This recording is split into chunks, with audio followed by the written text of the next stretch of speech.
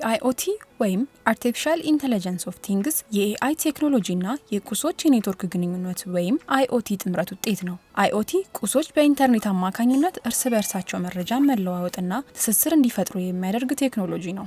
በዕለት ተዕለት ህይወታችን የምንጠቀምባቸውና ከኢንተርኔት ጋር ግንኙነት ያላቸው ስማርት ስልኮች፣ የቤትና የቢሮ መገልገያዎች፣ ግዙፍ የኢንዱስትሪ ማሽኖች፣ ተለባሽ ቁሶች፣ የህክምና መሳሪያዎችና የመሳሰሉት ከእነዚህ ቁሶች መካከል ይመደባሉ። እነዚህ መሳሪያዎች ያለ ሰው ልጅ ጣልቃ ገብነት እርስ በርሳቸው ወይም ከሌሎች የቴክኖሎጂ ስርዓቶች ጋር ለመተሳሰር እና መረጃን ለመለዋወጥ ሴንሰር፣ ሶፍትዌር እንዲሁም ጂፒኤስን የመሳሰሉ ቴክኖሎጂዎችን ይጠቀማሉ።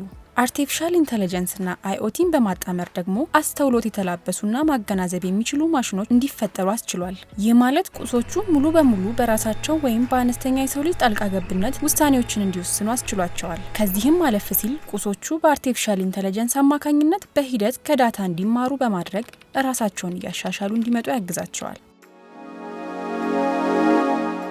እንደ ማይክሮሶፍት ድረገጽ መረጃ በህንድ አንድራ ፕራዴሽ ግዛት አነስተኛ ይዞታ ያላቸው አርሶ አደሮች የግብርና ምርታቸውን ለማሳደግ የቴክኖሎጂዎችን ጥምረት ጥቅም ላይ አውለዋል።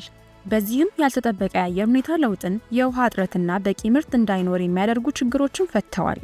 የሀገሪቱ መንግስትና ማይክሮሶፍት በመተባበር የአየር ሁኔታን የሚከታተል ጣቢያን በማቋቋም የአፈር እርጥበት የሚከታተሉ ሴንሰሮችንና እንደ ድሮን ያሉ የIoT መሳሪያዎችን በእርሻ ስፍራዎቹ ጥቅም ላይ አውለዋቸዋል። እነዚህ መሳሪያዎች ስለ ሙቀት፣ እርጥበት፣ የአፈር ሁኔታና የሰብል ጤና ወቅታዊ መረጃ ይሰበስባሉ።